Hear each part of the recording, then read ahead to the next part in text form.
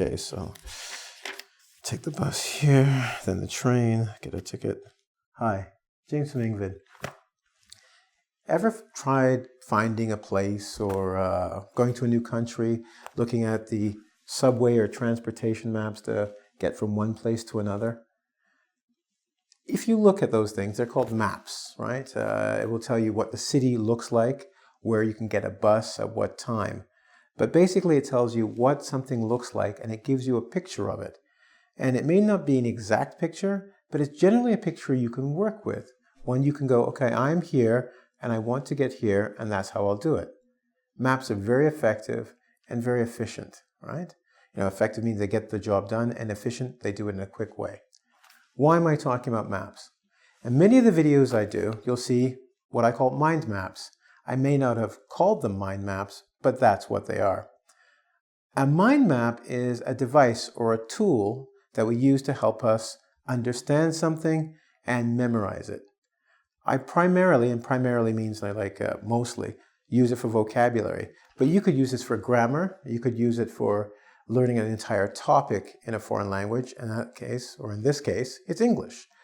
What I want to do today is explain what it is. For those students who have a problem thinking it's difficult or confusing, I want to break it down or break it into smaller parts so you can see it, understand it, and then use it yourself in studying English. You like that? Let's go to the board. I'm looking for Mr. E. And here he is. You are here.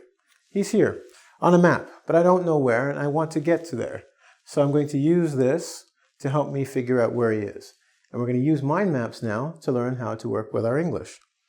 The first thing you have to understand about a mind map is, think about getting engaged. Dun, dun, dun, dun, dun, dun.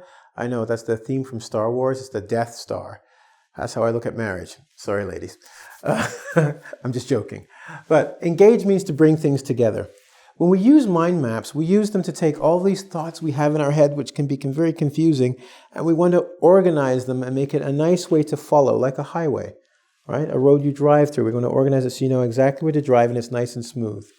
So the mind map helps you because it takes what's in your head and it shows you, this is what I know. This is what I understand, and I'm going to put it on a paper so I can put it out there and know what's inside my head. And once it's outside of my head, I can start moving it. Because sometimes when information is in your head, it's confusing. It just moves all around. And we want to make it nice and straight and easy to look at. A mind map helps with that, with organization. In a second, I'm going to explain, because this is a simple mind map, but I'm actually using a mind map to explain mind maps. Ooh. Okay, so it helps us think through, but it also helps us engage. Because it's my information, I'm putting it down, I'm engaged, which means I'm part of the process, like engagement, part of, and I'm working through it. Okay, so you take it out of your head, put it down, and you're engaged. This also helps with memory, and you're going to see me keep mentioning memory again and again, because part of what I promised is you will learn the language, the new vocabulary. When you use this, you can learn language and remember it permanently. Well, this is the first part of helping with that memory. Getting it out of your head on paper helps you with repetition, looking at what you know.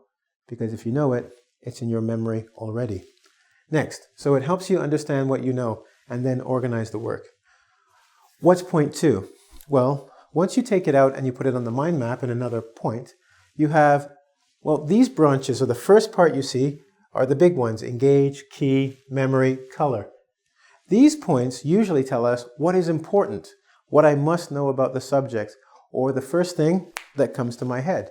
And I put that down. These are the key points, or in English, what's important that I must focus on. Okay? So it makes it easy. So instead of a book, the EngVid book, don't forget to get your copy of it. Remember EngVid? Okay. So joking, but it tells us what I need to really study. So I don't need to look at the whole book. I can look at maybe the 5 pages or the 5 words I need. So this is key points. Give me the word I need to unlock the door to my memory, right? And this helps me engage further. What's important? Number 3, this is what mind maps do. And this is what you want. It helps you with your memory, a better memory. Think USB key. Because of the repetition and focus, we write it out, then we look at the key points, okay? It helps us to focus our mind on what's important and needed. It helps your memory, because this is how your memory works, right? It starts at the center, and then the ideas keep coming, and that's what we're doing here. And we're not just putting any ideas down, we're putting key points, and they're going to things that we associate. That's what helps with the memory. Here it's association. Associate, like engage, are the things that come together. For some people, they associate money with time. Other people associate money with hard work. Other people associate money with love. And I'm not buying that love, but I'm just saying with love. So association helps with our memory, okay? Better memory. And finally, it's just fun. I don't know about you, but when I make a list of information and just go down the page, after a while, I forget what I'm doing. It's not fun. It's mind-numbing. Mind-numbing means it's very boring and not interesting. This part of the conversation is probably mind-numbing to you, but it certainly is to me. Joking. But it's fun. You get to use color, draw, use your creative side. And that's what a mind map does. It takes your logical side, think through, with your fun side, and puts them together. Because in real life, what we engage in and what we enjoy doing, or what we focus on, the key points of life, are alive and full of color. And a mind map brings this to you because then it helps you with your memory. My favorite things to say to students is, do you remember the last party you were at? And they'll say, yeah. And I'll go, a month ago? Yeah. Were you drinking? Yeah. Do you remember the girl in the red dress? Yeah. Then I asked them, the test we did last Tuesday, what was the second question? I have no idea. Fun versus not fun. This is what helps you, okay? That's why we do mind maps. And even if you hate them, you'll think, I remember that lesson. I hated when he did this point here with the word at the other end and he said that, but you remember it. That's all I have to do. That's my job. Your job is to think it through, to make it better for you. So now that we understand what this beauty is, why don't we quickly go through how to make one? The first thing you'll notice is I have a center image. It's in the middle of the board, not to the side. Because it's here, I can freely go anywhere. I can go up, down, and around. When you start in a corner, you're stuck. And you're also telling your brain, this is how it works. It doesn't. Here's a branch. A branch is like from a tree. When you have a tree, okay, better to put a tree up here. Okay, this little line in here, that's a branch. It connects the leaf to the tree.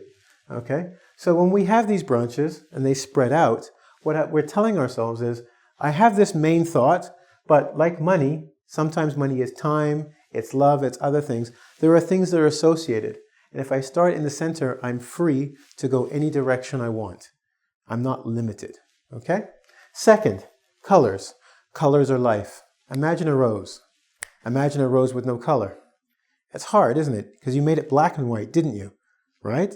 Because we always have some kind of color, something, even if it's black and white. We can't just imagine nothing. Bring in colors. You know, black and white is nice, but look at this. This catches your eye versus this. It's almost the same. But you look at the pictures and the color. That's what I mean. It brings you, it helps you know how you think and keeps your focus there. And when you're focused, it's easier to learn. Connect. These branches connect to each other, saying, hey, look, it's not just about a map. It's about my memory and how to make my memory better. It shows the connection in how I think. We're all different. I don't know how you would draw it, but you would draw your own map and remember it as well as, if not better than what I've done.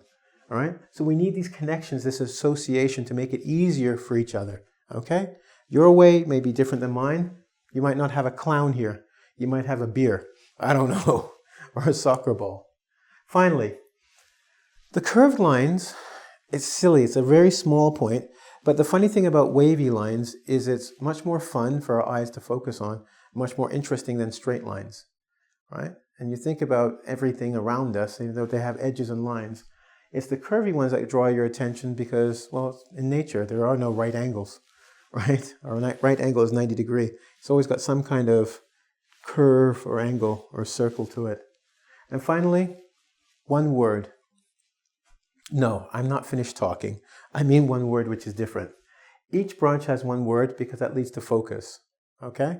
If you have whole sentences, you cannot go from a sentence because that's a thought. But a word can be color is fun. Color is exciting. Color is new. You can go from many different ways. But once you say color is blah, blah, blah, you're kind of finished and stuck.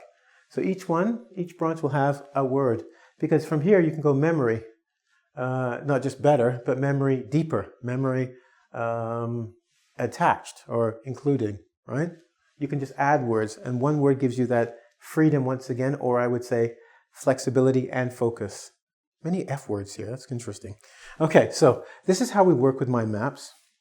This is how I use them. So now I'm hoping if you just study this, look at this lesson, then look at my other lessons and go back, you'll go, wow, Lee, that's what he did. I saw him do that and I didn't get it, but now I do. I honestly do. Started with the center image, started from the bottom, now we're here. Drake, you owe me money. So we start here and we move out. And then they seem crazy at the beginning, but when you step out, excuse me. Yep, okay, when I step out, it makes more sense, and that's what I want you to do. Put it down, step away from the page, look at the page, and then look at how the branches go and how the thoughts go with it, and you'll go, I understand him. He's a genius. Well, look, you don't have to believe me, but if you want to know guys like Einstein, Galileo, that's right, Leonardo da Vinci, they use mind maps. And now you can be with the pantheon of gods, or you could be, just like them. Take the pictures in your head, put them on the paper, have a better memory, have more fun, and learn permanently. Cool? Thought you'd like that. Okay, so there's a little clown for some color. Anyway, I got to get going. I need to take my map and find my friend. He's holding my drink right now. You've had fun, I've had fun. But before I go, I'm getting a message right now. It's not on the map, but it's in my mind. You need to go to ing as in English, vid as in video.com, where you'll find myself, Mr. E, and our other friends and teachers there to teach you. It's a map and a guideline for you, right? Just like the mind map. Search it, learn how to think and remember. I'm out. See you later. Have a good one.